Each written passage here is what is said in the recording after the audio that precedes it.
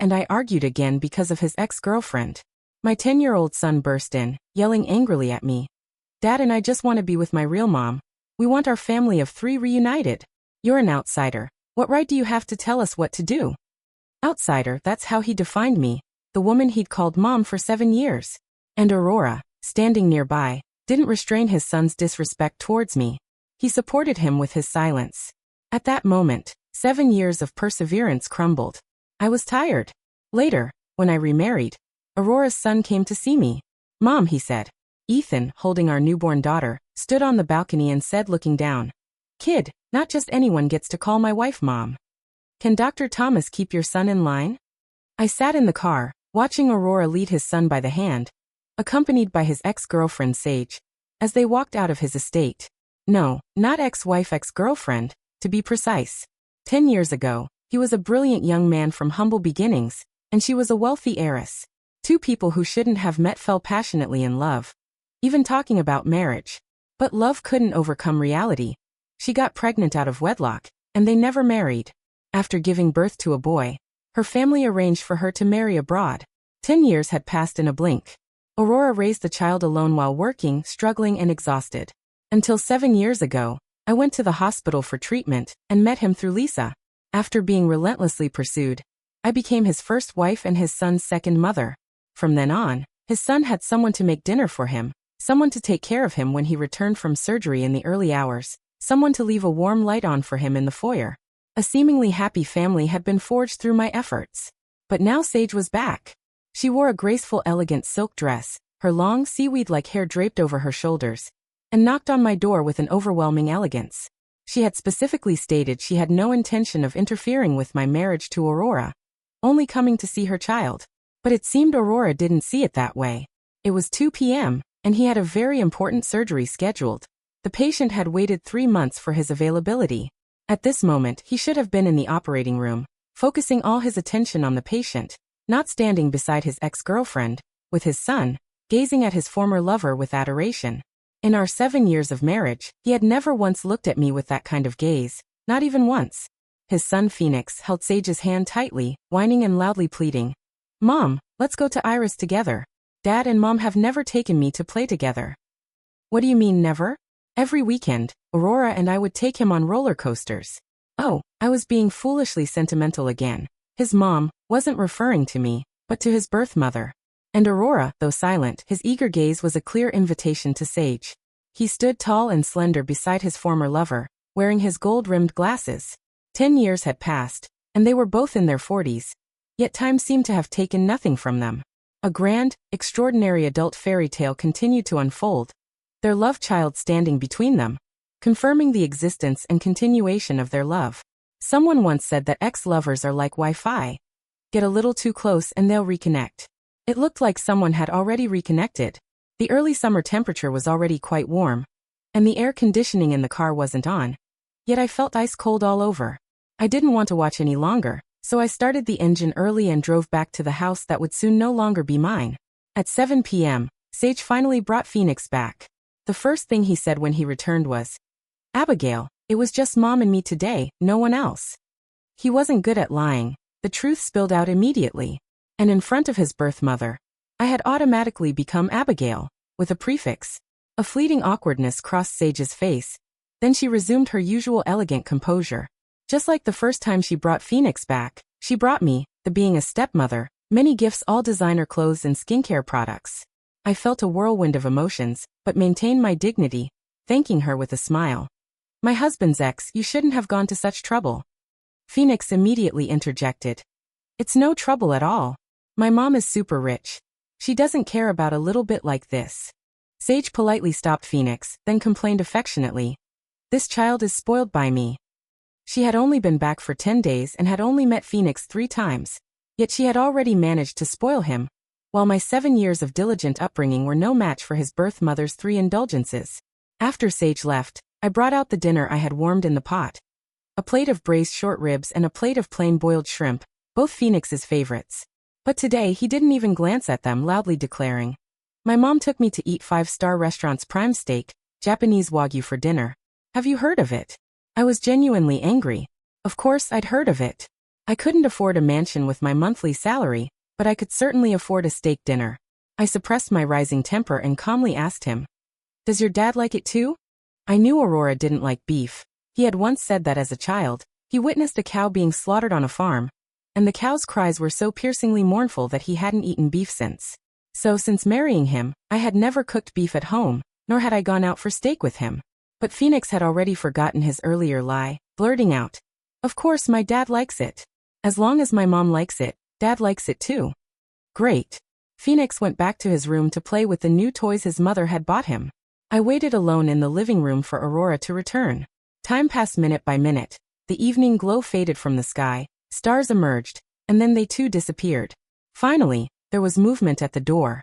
I jolted awake on the sofa as Aurora changed his shoes in the foyer. He was still dressed as he had been during the day. A white shirt and black trousers, looking every bit the refined scoundrel. Overcome by fatigue, he leaned against the foyer wall with his eyes closed. The dim yellow light repeatedly outlined his sharp, prominent nose, deep-set eyes, and well-defined jawline on his serene face. It was this very appearance that had first attracted me, drawing me into his orbit in my early 20s. I knew he was 10 years my senior, knew he had a child, and knew he had named his son Phoenix, to commemorate his former lover Aurora's longing for Sage. But I had dropped out of school at 16 to become an assembly line worker, and busted his head open when Evelyn brushed a wrench against me. At 18, I sold liquor at a bar, dealing with handsy customers every day. At 20, I took over a store selling clothes in Isabella, always going to the wholesale market alone in the dead of night to pick up inventory. Before I met Aurora, I had spent 6 or 7 years navigating the world. What strange things hadn't I seen? A single man with a kid was a common arrangement. And that man was a drop-dead gorgeous doctor, a PhD and the department's ace surgeon. What reason did I have to be picky? Driven by surging hormones and an unwavering determination, I landed Aurora a year later. Not only did we share the same bed, but our names were also on the same marriage license. And Phoenix would bounce around behind me all day, calling out, "Mommy, mommy." Back then, I thought I had won. But stretching the timeline to the present, I hadn't. Aurora finally noticed me on the sofa. He took off his glasses, pinched the bridge of his nose, and asked softly, "Why aren't you asleep yet?" During the day, he had been full of emotion and in great spirits when he saw Sage, but now, talking to me, his voice was tinged with weariness. As he walked past me, I asked, "Was the steak good?" Aurora paused, turning to look at me, as if trying to gauge how much I knew. I smiled. "I thought you genuinely didn't like beef. Turns out you just didn't like eating it with me." A hint of impatience appeared on his face. "Don't be ridiculous. It's not what you think." I couldn't help but raise my voice. "I'm being ridiculous? You skipped your most important surgery just to see your ex. Who exactly is being ridiculous here?" "Aurora, you know what? He's an exceptionally bad liar. In the past, if you were ever home late, you never told me in advance, but in the last 10 days, you've called me 3 times in a row, telling me not to wait up for you, and all 3 times, you were with Sage, weren't you?" His face turned ashen, but he couldn't utter a single word. Just then Phoenix, who should have been fast asleep, suddenly emerged from his room and rushed towards me, pushing me hard. The 10-year-old boy, only a few inches shorter than me, made me stumble, and I grabbed the sofa backrest just in time to avoid falling.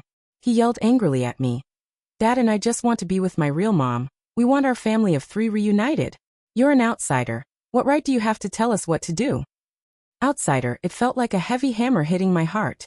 I stood there stunned. For 7 full years, over 2,000 days and nights, Aurora spent more time on the operating table than with his family. It was me, a non-blood relative, who had cared for this child as my own. From when he was a lisping, babbling toddler to now, articulate and often chosen to host school events. From when he had such a weak constitution he was hospitalized almost every week, to now he hadn't sneezed in months and had even become a junior black belt in Taekwondo. And now, this child called me an outsider. I looked back at Aurora. Aurora remained silent, his brows slightly furrowed. He didn't utter a single word of reprimand for Phoenix's actions. I asked him with a trembling voice, "Do you think so too?" He pressed his forehead. "Don't overthink it. Just go to bed early." At that moment, I suddenly didn't want to persevere anymore. "Let's get a divorce. You 3 can be a family again." The divorce agreement was on the coffee table in the living room the next morning. The asset division was clear. I would fight for the appreciated value of the house and our joint savings. Anything not mine, I wouldn't take an extra cent. Since the child wasn't mine, he would naturally stay with him. When he woke up, he seemed to have forgotten about last night. As he tied his tie, he said to me, "Phoenix's mom wants to take him to Iris this weekend. Could you ask Professor William for an early dismissal when you drop him off at school?" I pointed to the divorce agreement on the coffee table. "Take a look. If you have no objections, sign it. As for Phoenix, from today, he's not my child anymore, so I won't be taking him to school." He suddenly looked up, his usual cold expression tinged with irritation. "Mia, you know what I dislike most are those melodramatic antics you brought from the streets. They don't work on me. This is my final warning. Don't test my patience." I almost laughed. What did I bring from the streets? Strength and independence? Evidently, life hadn't knocked enough sense into me. Otherwise, I wouldn't have been blinded by love and, in the prime of my life, found myself with a divorced man with a kid, still hung up on his ex. I slammed the divorce agreement at him, bringing out my long-forgotten street smarts. "Aurora, if you're a real man, then don't cling to me. There are plenty of men in the world to sleep with." "John." His face instantly turned ashen. He picked up the pen and swiftly signed his name. I went on a trip. In 7 years of marriage, Aurora and I hadn't even had a honeymoon. The furthest I'd gone was the suburban wholesale complex to pick up inventory for my boutique. Aside from running the store, my life was just about taking care of the 2 men in the Shun family. My girls, Finn, used to tease me. Too much of a good girl, practically a nun. Back then, I argued that I had found the happiness I wanted. I never imagined it would turn into a complete disaster. A few bus tickets, far and wide. I visited the factory where I used to screw nuts and bolts at 16, revisited the bar where I sold liquor at 18, had dinner with old friends I used to clash with, and even walked through my hometown village, where no close relatives remained, trying to identify each grave to leave offerings at their graves. Old memories flowed before my eyes. Looking back, much had changed, but what I tasted was the joy I still possessed, no matter how difficult. When did I stop being happy? Finn was right. I lost myself, and from that moment, I didn't know how to truly be happy anymore. A month passed quickly. The day I returned to Grace, the waiting period for the divorce to finalize had just ended. After landing, I went directly to the county clerk's office. Aurora was as calm as ever. When he finally signed, his hand holding the pen was as steady as when he held a surgical scalpel. He had no objections to the asset division, even giving me an extra $200,000 as a settlement for my time over the past 7 years. I didn't know whether to laugh or cry. $200,000 for 7 years. An average of less than $30,000 per year for my youth. I returned the $200,000, smiling. "You're already 40, approaching old age. You need this money more than I do." Aurora lowered his head, his bloodshot eyes flickering, and I even detected a hint of sadness in them. Shouldn't he be laughing to the heavens? His former lover was back, the space beside him was free, his son had accepted his birth mother without a hitch. Giving up his stepmother, everything had aligned so perfectly. What a match made in heaven. Yet here he was acting like a heartbroken man. How hypocritical. I waved dismissively, not even turning my head, and strode forward. That same day, I announced my divorce on social media. My girls, Finn, to celebrate for me, took me directly to a bar. After a few cheap drinks, I, wearing my Amelia, dancing outdated moves, still became the most captivating woman on the dance floor. Men surrounded me, from their 20s to their 50s, each one a Chris, proving that my 30-year-old face and figure still had it. I stayed at the bar until 2 or 3 in the morning, stumbling back to the store, my head spinning, and fell into a deep sleep. When I woke up, pedestrians were bustling outside, rain was pattering, and a tall figure sat by the window.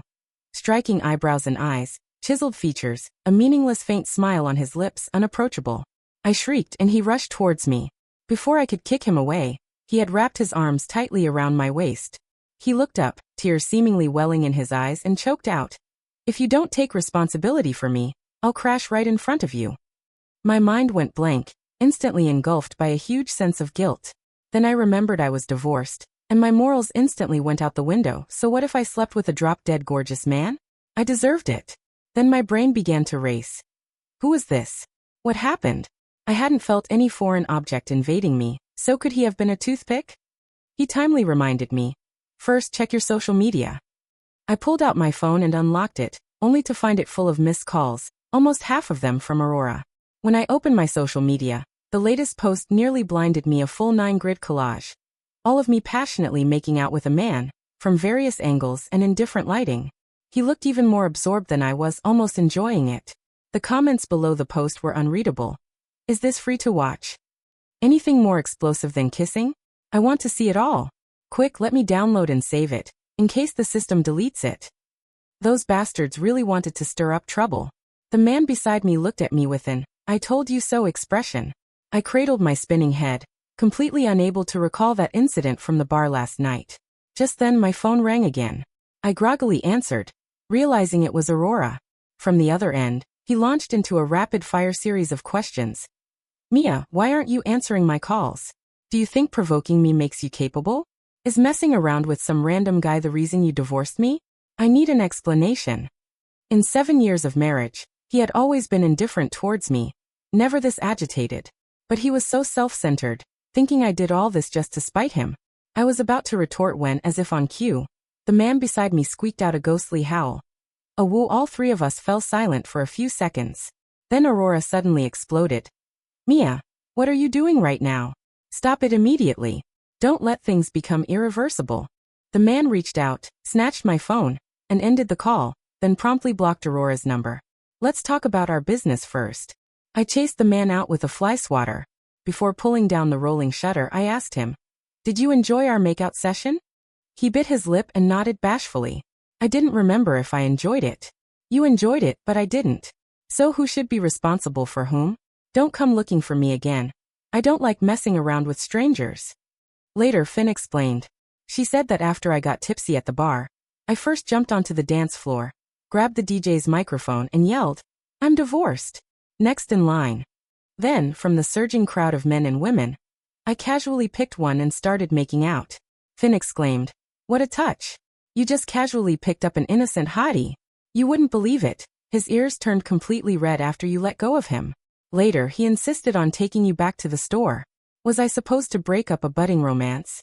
I didn't want to know the details of last night. As a woman who had worked in a bar for years, I really failed in applying my experience. Bar liquor is cheap booze. How could I freely guzzle that? It went straight to my head. Finn still wouldn't give up, asking, "So was he good?" "Good, my foot. Nothing happened at all, okay? I'm still wearing the same clothes I wore at the bar last night, not a single piece missing." But if nothing happened, why did he wait in my store for half the night? Was he really just there to demand compensation? I took 2 full days to recover before picking myself up again. First, I hired a construction team to redecorate my shop, making it more inviting. During this time, mutual friends of Aurora and I called to ask, "Why did you and Dr. Thomas divorce? Was it because his ex came back?" I didn't answer directly, but the caller seemed to already have the answer. No wonder Dr. Thomas has been skipping surgeries every few days. The hospital has suspended him recently and given him a major disciplinary warning. A 40-year-old man, so obsessed with love he'd even sacrifice his career. It's truly regrettable. This news genuinely surprised me, yet it was also somewhat expected. Although Aurora considered his work his life, everything became insignificant in front of Sage. Now that he was suspended, he would have ample time to pursue his old flame. After the shop was renovated and reopened, I began preparing for live streaming sales. I had a few thousand followers on my social media account, and I used to do salesperson live streams, selling clothes from my store. Later, Phoenix innocently asked me, "Mommy, what does salesperson mean? The doctors at Dad's hospital said you're a salesperson." This wasn't the first time the hospital's doctors had misrepresented me. During Aurora's first year of marriage, I attended their hospital's annual gala. The spouses present were mostly PhDs or master's degree holders. There were barely any with just a bachelor's. I heard them whispering, "Did you know? Dr. Thomas's second wife only has a junior high education. Who would have thought Dr. Thomas would be so conventional, just going for looks?" I entered society in junior high, not because I was a bad student, but because my family was poor. Life had honed me for over 20 years, but it hadn't worn down my edges. However, from that day on, I experienced inferiority complex for the first time.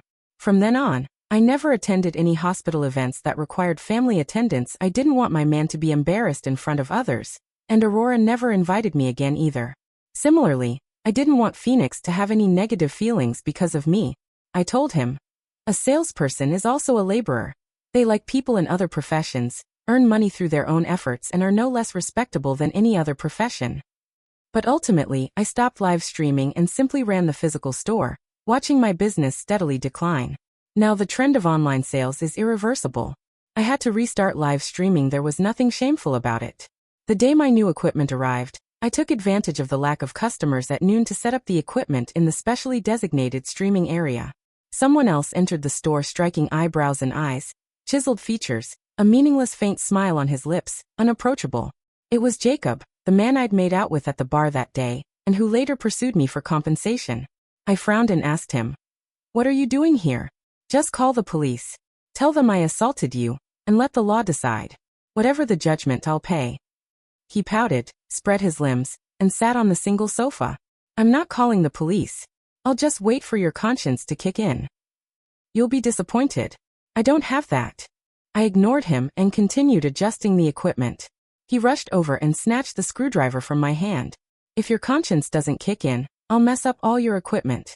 Under his threat, I installed the light stand, set up the phone stand, wiped the dust off the microphone, and even mopped the floor. It was quite clean. When the store closed that day, he walked out proudly. "I'll be back tomorrow." The next day he arrived on time and helped me upgrade the broadband. The third day, he was still there, even helping me promote my live stream schedule.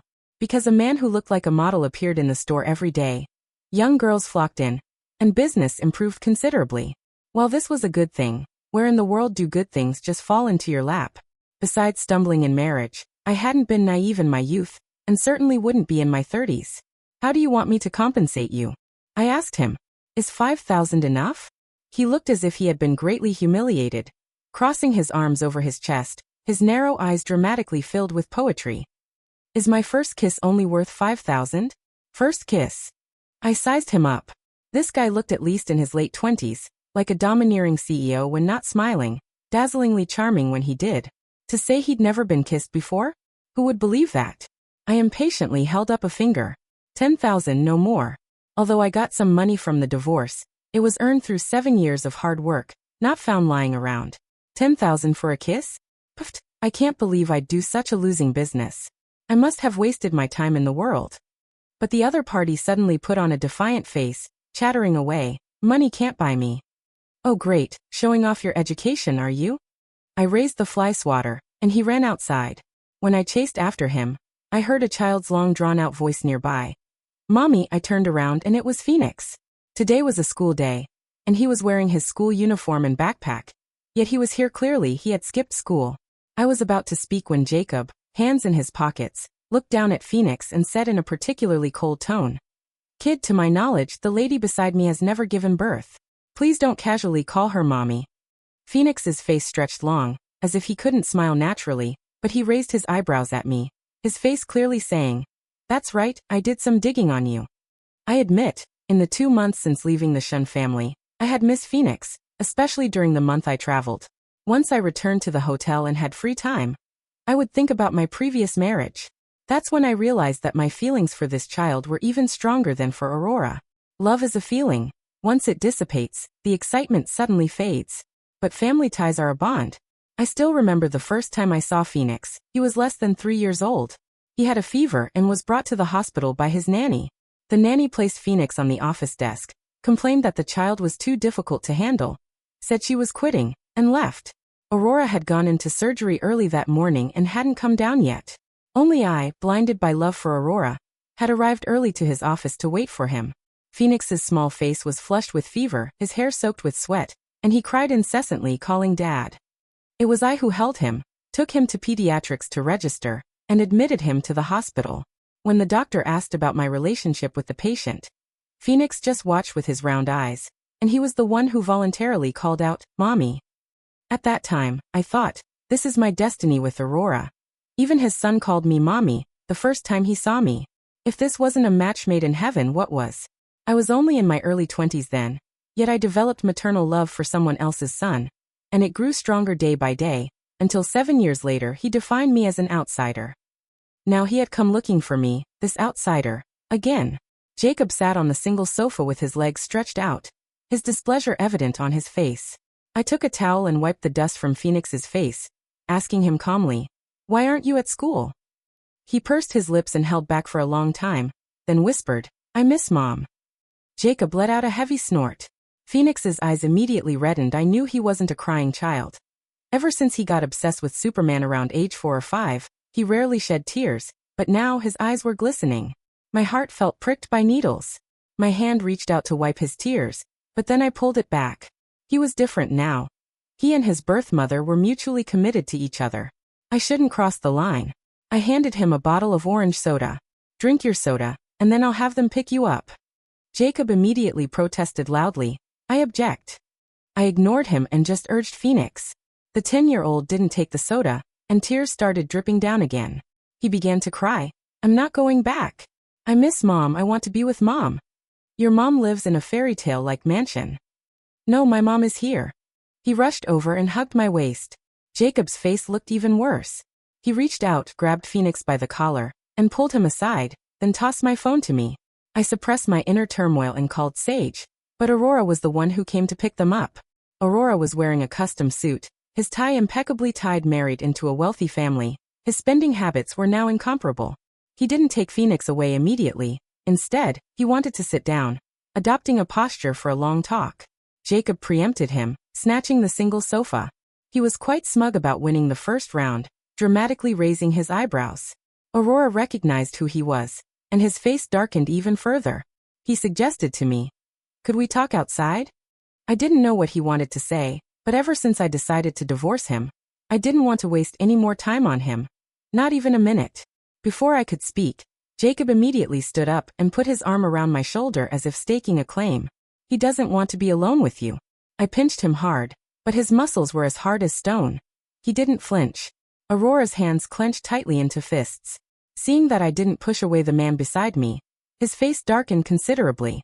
I had no choice but to say, whatever you have to say it here. His voice was low, like he was talking to himself. Mia, actually divorcing you was an impulse. So you regret it now? As soon as I asked, Jacob tightened his arm around me. Aurora was silent, neither admitting nor denying. For the first time in my life, I felt Aurora was utterly base. Because he was clearly already planning a wedding with Sage, and I hadn't unfriended each other. And over the past 2 weeks, I knew from his social media that he had started choosing dates, ordering the wedding dress, and looking for diamond ring brands. See how timely I made way. The Wi-Fi really did reconnect. Now he said he acted on impulse. One of the reasons I loved him before was his noble character, devoid of the smug indifference of worldly men. Back then he radiated light.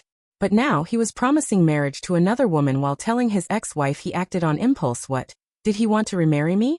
I pulled his phone from his pocket and directly called Sage, telling him, you regret it. You don't want to marry her anymore.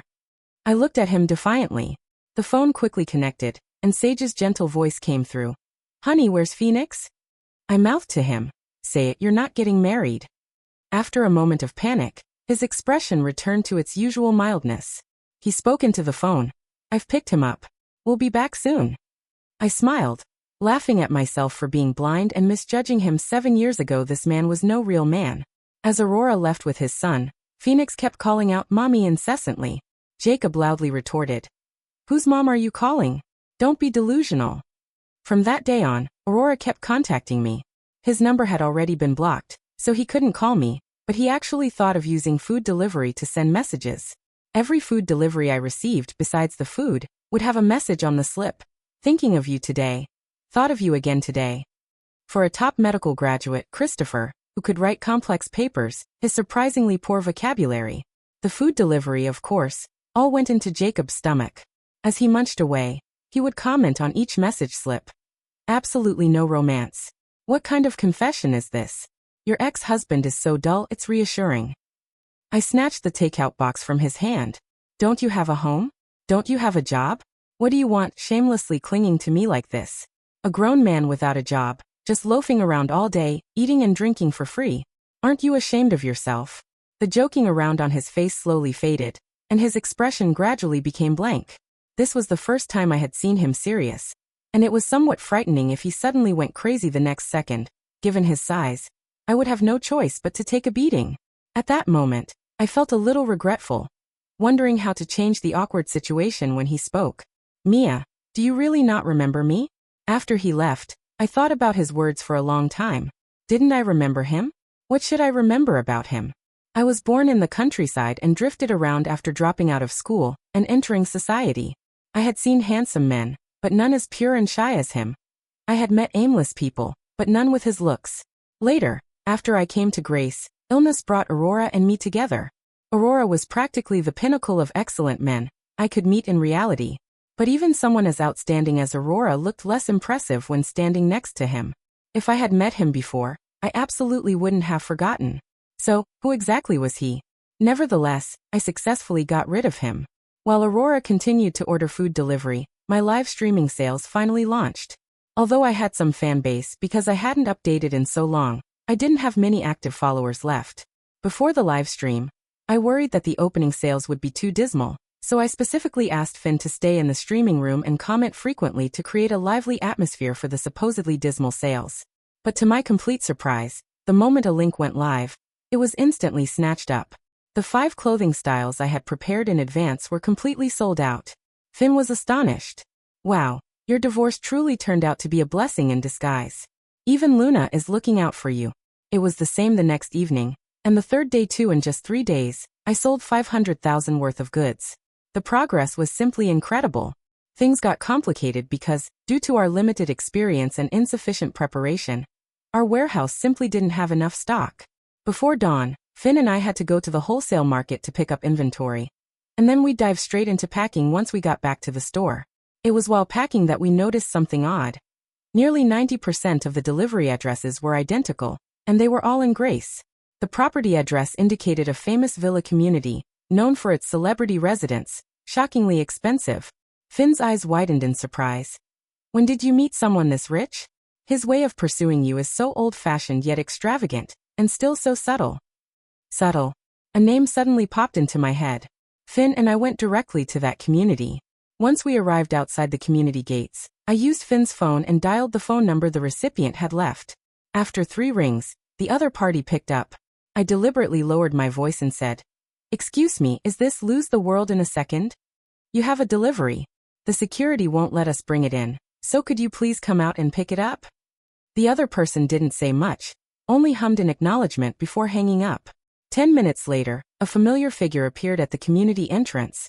A towering 6'3" physique. Just as I'd seen him the first time, he was wearing a sleeveless vest that showcased his sculpted chest and a full set of 8-pack abs. I let out a cold laugh. The moment he saw me, he covered his face and turned to leave. I asked loudly, "What are you so guilty about? You did it, but you're afraid to admit it, so what? You're rich." Though he stood tall like a proud poplar, he slowly lowered his head and murmured, "If it's not useful to you, then being rich isn't impressive." Finn nudged me, subtly winking. She whispered, "Why are you being so harsh? What a catch. Your family's lucky stars aligned for you to meet a man like this. You don't know what's good for you." After scolding me, she beamed like a sunflower, then stepped forward and asked him very warmly, "You like my Mia, don't you?" His earlobes instantly turned bright red. He stole a glance at me and nodded slightly. Finn then asked, "How long have you liked her?" "A long time," Jacob said bashfully. Finn gasped, her eyes immediately lighting up. "Who else is in your family? What's your annual income? Did you rent or buy the villa in this community? Are you free to marry on your own? You're not secretly engaged, are you? Do you have any illegitimate children? Do you still have feelings for the one that got away? Are you completely over your ex? Our Mia won't be anyone's stand-in, and she won't be willingly become a stepmom again." She rattled off a series of questions in an instant. With that talent, it'd be a waste not to be a professional matchmaker. Seeing her ready to dig even deeper, I stepped forward, covered her mouth, and tried to pull her away. My phone rang at the most inconvenient time. It was Skylar, Phoenix's teacher, calling. I didn't want to answer, but the caller persisted, dialing repeatedly. When I finally answered, the voice on the other end said urgently, "Phoenix's mom, get to City General Hospital immediately. Phoenix fainted from stomach pain, and I'm already with him in the ambulance on the way to the hospital." On the way to the hospital, I was distraught. The Jacob, whose full name I didn't even know, was driving ahead, glancing at me in the rearview mirror from time to time. Finn squeezed my hand and comforted me. "Don't worry. You always took such good care of Phoenix. He's incredibly healthy, nothing serious could be wrong. Besides, isn't his biological mother from a wealthy family? Rich people can cure any illness." "From the front," Jacob scoffed. "He has a biological mother. Why is he calling you?" That remark reminded me. I thought for a moment and called Sage, but no one answered. I had no choice but to leave him a message. "Phoenix is sick. His teacher took him to City General Hospital. Please go there as soon as you get this message. When we arrived at the hospital, Phoenix was already in the operating room. It was acute appendicitis, and he needed immediate surgery, Skylar said. Before Phoenix went into surgery, he kept telling me that if his mom came, he wanted her not to leave, and that he wanted to see her first thing when he woke up. I forced a weak smile. That mom probably referred to his biological mother. Aurora also arrived quickly, but Sage, however, was nowhere to be seen. Outside the quiet operating room, only the wall clock silently ticked away the time. After the surgery, Phoenix was brought out by the medical staff. The anesthesia was starting to wear off, and he opened his eyes. The moment he saw me, he struggled and softly called out, "Mom." I stepped forward, took his cool hand, and whispered, "I'm here." Phoenix settled into his room, and by the time the aide arrived, it was already 7 p.m. The stubborn child kept looking at me, but eventually succumbed to sleepiness, drifting off while holding my hand. I slowly withdrew my hand. I should go now. Jacob had been in the room the whole time. Seeing me about to leave, he immediately followed me out. He said dramatically, "If he keeps clinging to you, I'll have to burst his bubble. He can't use his illness to manipulate you." "How is he manipulating me?" I retorted, pursing my lips. Just then Aurora, who had gone out to get food, approached. He seemed a little surprised. "Are you leaving?" "When Phoenix wakes up." Jacob cut him off, saying, "Let him go find his biological mother. He's 10 years old. It's ridiculous for him to keep calling everyone mom." I gently closed the hospital room door and walked a few steps forward, with both men following me. I turned back to Aurora. He was about to get married, but he didn't look as radiant as I'd imagined. He had lost a lot of weight, and under the glaring fluorescent lights of the hospital, there were even a few silver strands at his temples. He had aged after all. I looked him in the eye and said seriously, "When Phoenix wakes up, please tell him not to have his teacher call me anymore." "But you're his mom." I laughed. "Dr. Thomas, what kind of mother am I? You should understand that since we're divorced, I have no relationship with him anymore. Besides, his biological mother loves him too." He fell silent, and even his usually straight back was hunched. I've already canceled my wedding with Sage." He let out a bitter laugh. "Do you know? When I had the chance to start over with her, I realized my heart was completely filled with you. The passion you had when you pursued me, your occasional Ava, the playful poses you'd strike with Phoenix in front of the house when you took him to preschool." His gaze grew fervent. "Mia, can we start over? Phoenix and I can't live without you." "No chance," I immediately refused. He had a determined look on his face. "I don't believe it. We were so happy together. I'm going to win you back." I really didn't want to get involved in his drama anymore. His daily orders of food delivery to my shop were already enough to annoy me. Taking a deep breath, I turned to Jacob beside me and asked, "Last time I kissed you, did you enjoy it?" He paused, surprised by my sudden change of topic, then quickly nodded. "Good, I'll give you another taste," I said to Aurora. "Watch closely." I reached out, wrapped my arms around Jacob's neck, stood on my tiptoes, and pressed my lips against his. When I pulled away, Jacob was breathing heavily, his face beet red, sweat beading on his nose, his eyes still half closed. When he opened his eyes, his body suddenly jolted, as if waking from a dream. Then he took off like a rabbit, vanishing from sight. I was dumbfounded. After a moment, I turned back to Aurora. "As you can see, I've started a new relationship and I'm enjoying it. I'm no longer interested in you or your affairs, so please stop doing pointless things." He had a look of utter frustration, as if he'd been hit hard by witnessing that kiss, yet he refused to give up. No, you're just acting on impulse, and you've picked the wrong person. Look at your little boyfriend, he kissed you and ran. He's completely unreliable. Mia, I don't mind any of that, as long as you come back." He kept pushing relentlessly. No matter what I said, he continued his desperate struggle. When I pursued him, it was so hard, and even after we got married, he rarely put any effort into our relationship. I once wished he would treat me the way I had treated him when I pursued him. But now that he was pursuing me again, it just irritated me. My love for him had completely vanished. He suddenly knelt on one knee, ignoring the medical staff and patients passing by. He looked up at me with determination and said, "Mia, marry me. You always said you'd never been proposed to in your life, and now I formally ask you, marry me again." At that very moment, heavy footsteps approached rapidly from afar. In just a few breaths, a tall figure burst into view. Jacob was drenched in sweat. He lunged forward from several feet away, landing on his knees, then slid a few meters on his knees, stopping right in front of me. I'm the only one in my family. I'm in the robotics research and development business. My company is a startup, so my income isn't fixed, but last year it was 20 million. My villa is bought, and there's another one next to it that my parents left me before they passed away. I have no engagement, no children out of wedlock, and no exes. The only one that got away is standing right in front of me now. He knelt before me, holding a red velvet box in his hands, and inside lay a sparkling diamond ring. Ms. Mia, I'm Indigo. Will you marry me? When I was 14, there was a queen in the village who paid 50,000 to kidnappers for a son to care for him in his old age. The old man named his son Cruz, because it was a simple name for good luck. His real name was actually Indigo. The reason I knew was because the old man would constantly beat him until he'd hide everywhere, trying to make him accept his new home. At that time, he was already 10, supposedly past the age of easy adoption. If he hadn't been sold so cheaply, the old man wouldn't have bought him. One time he hid in our pigsty. I saw him when I went to feed the pigs after school. My parents had died young, leaving only Grandpa James and me to rely on each other. That day, I made him a full meal, and Grandpa James changed him into clean clothes. Finally, Grandpa James, carrying a heavy stick, and I, with a shepherd's whip, went together to confront the old man. If you can raise him, fine. If not, return someone else's child. The old man, hiding inside, retorted. Why? I bought this kid for 50,000. Why should I return him? But he was afraid Grandpa James might actually resort to violence, and from then on, he didn't dare to brutally beat Cruz again. Just 2 days after that incident, the old man went out drinking and died drunk somewhere outside. Grandpa James and I took Cruz to the town to report him as a kidnapped child. The police collected his information.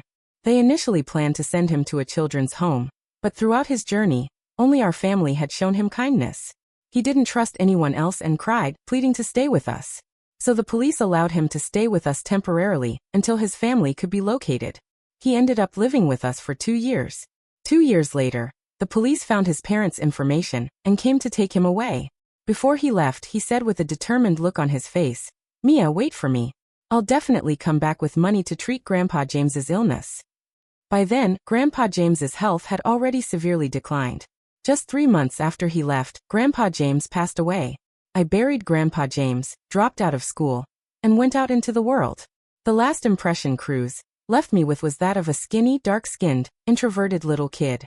I never imagined that in a blink of an eye, over a decade later, he would have grown into the man he is today. In the hospital, in front of Aurora, I did accept Indigo's diamond ring. Amidst the applause of onlookers, I intertwined my fingers with his and walked away arm in arm. And seeing Aurora's pale and despairing expression was undeniably satisfying. But now, I was giving the diamond ring back to him. Indigo, although we share some old memories, after more than a decade, we're essentially strangers. I know it was low of me to use you just now to fend off Aurora, but I genuinely don't want to rush into another relationship so soon. I'm sorry. If you feel hurt, then I'll let you enjoy yourself again. I squeezed my eyes shut and puckered my lips anyway. I'm in my 30s. There's nothing to lose from a kiss from Abigail. I stood waiting in the evening breeze. I sensed the figure in front of me taking a step closer. Finally, a strong, defined hand gently cupped my cheek, and something warm briefly touched my forehead before disappearing. I opened my eyes, still dazed, and instinctively touched the lingering warmth on my forehead. He smiled and took a step back, all his usual teasing gone in that moment. Mia, please promise me that if one day you want a lifelong love, you'll consider me first, okay? He gazed deeply into my eyes, as if all the starlight in the world gathered in his eyes. What if I say no? No, guess what if I want to enjoy myself? Can you escape my clutches? When I was 35, I got married again. On the night our wedding ended, my husband Indigo took me on our honeymoon. We had planned to travel the world, but after visiting only a dozen cities, I found out I was pregnant, so we had to return to Grace for me to rest. The day I went to the hospital to give birth, there was a commotion outside my hospital room. I had just given birth to my daughter and was too exhausted to speak, so I didn't pay much attention. I later learned that Aurora, whom I hadn't contacted in years, had somehow found out I was hospitalized and quietly came to see me, running right into Indigo. The two had a fight. According to Drew, a man in his 40s doesn't stand a chance against a 20-something. He's only good for taking a beating. I suppose the reason I didn't see Aurora during my hospital stay was because he couldn't beat Indigo. No wonder Indigo was in such a good mood those days. Once I was discharged from the hospital, I moved directly into a maternity retreat. Drawing on his previous experience, Indigo used his company's robotics monitoring equipment to set up security downstairs at the maternity retreat. Before long, an alarm sounded downstairs, followed by the unrestrained shouts of a young boy. "Mom! I'm looking for my mom." I recognized it as Phoenix's voice, the boy's voice breaking, but the lingering sound of his voice still held a trace of his childhood. I didn't get up. He would understand eventually. Yesterday's rain can't water today's flowers. Some things are in the past, and that's where they should stay. Indigo slowly walked to the balcony, holding our daughter. I heard him say haughtily, "Kid, not everyone gets to call my wife Mom." "Dr. Thomas, can you control your son?" Phoenix's story, Aunt Jade said I didn't have a mom, but she was wrong. Later, Mom came to our home. She was as gentle as I'd imagined, with a playful streak. When she carried me on her back to preschool and said goodbye to Dad, she would always say in a playful voice, "Stephanie." When she went to the suburbs to pick up inventory for her boutique, she would tell me, "Hey partner, watch the fort." Back then, I felt like the happiest kid in the world, because other kids' moms were always so serious, but my mom was my friend. As I got a little older, I started hearing whispers. It turned out my mom wasn't my biological mother, she was my stepmom. Even though she was just as kind to me as when I was little, sometimes I couldn't help but wonder what my biological mother was like. I once found a photo of a woman in a hidden folder on Dad's office computer. She had Dakota hair, wore a luxurious gown, and had a reserved and elegant smile.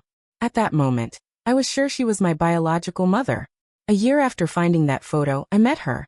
She looked almost exactly like the person in the photo, and she was as warm to me as I'd imagined. I was overjoyed. She took me out to eat, bought me the most expensive toys, and could take me abroad whenever I wanted. Every day felt like a dream. When I learned that Dad and Mom were getting married, I was practically jumping with joy. I finally had a complete family. At that time, I forgot I had another mom, and I forgot the cruel things I'd said that had hurt her. Then my biological mother started to teach me manners. I couldn't just make faces, I couldn't go bouncing around when I walked, and no matter how hot it was in summer, I had to wear Olivia and a tight bow tie around my neck. These rules made me miserable, and I could never remember them. So Mom would always scold me. "You didn't learn a single good thing from that stepmom of yours." Dad wasn't having an easy time either. When I met him, he was also wearing a stiff, proper suit, standing rigid like a puppet. He saw me sweating profusely and quietly asked, "Are you tired?" I said, "I miss Mom, not this mom, but the old mom." I missed her cheerful, "Hey partner, watch the fort." I wanted her homemade savory breakfast burrito and a fruit tart. I wanted to cuddle in her arms and endlessly call out Mom. But now, none of that was left. Dad had several conflicts with my biological mother over how she disciplined me. The last time, Dad demanded loudly, "Phoenix is still just a child, why are you trying to stifle his spirit? Can't you treat him like Mia did?" My biological mom shrieked, "If she's so good, then go back to her." That day was the last time I saw my biological mom. Just as she had when I was born, she abandoned Dad and me again. And from that day on, biological mom, stepmom, I had no mom at all. Many years later, Abigail made a quiet appearance at my dad's funeral. I wanted to say a few more words to her, but her husband was by her side, just as he had been so protective for so many years.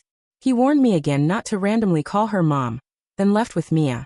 "Mom, I no longer have the right to call you that. But Mom, you'll always be my mom." Indigo's story: I was kidnapped when I was 10 and returned home at 12. I promised to repay the people who saved me.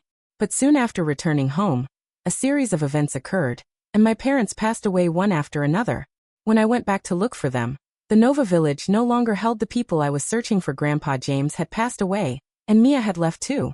The villagers said Mia had gone out to work, and since she had no relatives left in the village, it was uncertain if she'd ever return.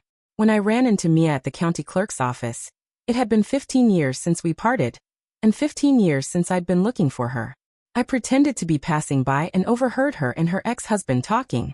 I learned she was getting divorced. It was truly fate on my side. She then took a taxi to the bus terminal. I immediately had my assistant temporarily take over the company, and went to the bus terminal myself. For a month, she traveled far and wide. I quietly followed her, as if retracing her youth. Although she was traveling, she didn't seem very happy. Countless times I wanted to approach and reveal myself, but her melancholy made me hesitate. I knew some pains in this world had to be healed alone. What I could do was sit at a small table next to her when she drank alone at Sage late at night, and discreetly stop travelers who wanted to disturb her peace when she gazed out the window of the bus at the rapidly receding scenery. When the trip ended, she returned to Grace and finalized her divorce. That night, after the divorce, she went to a bar, and of course I followed. The music was deafening. She was heavily intoxicated and ran onto the stage to snatch the DJ's microphone. I struggled to run towards her, hearing her voice amplified through the microphone. "I'm divorced, ladies and gentlemen. Next in line, please." In that moment, her beauty was wild and breathtaking. Cheers and shouts erupted. Countless men and women surged towards her. I used all my strength, even resorting to kicking, and finally got to her first. Then, she hooked her hand and her slender, soft arm wrapped around my neck. She kissed me and fireworks exploded in my mind.